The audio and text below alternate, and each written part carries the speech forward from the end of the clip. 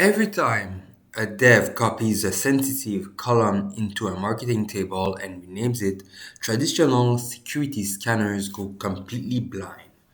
This creates a massive compliance gap under laws like Quebec's Law 25 GDPR. AEGIS governance engine close it. So here, what's gonna happen?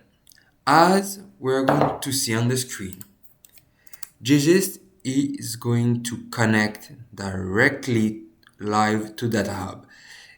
It doesn't scan column name, it follows fine lineage.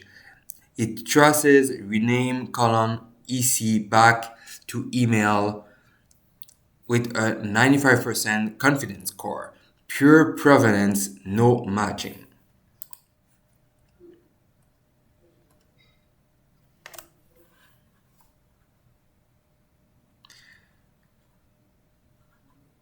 And then, once a violation is found, AEGIS applies the human on right principle. It never touches production directly. Instead, it automatically drafts a SASH 256 masking patch as a secure BDT pull request, while simultaneously it's going to inject a PI restricted audit tag back to Data Hub. Detection,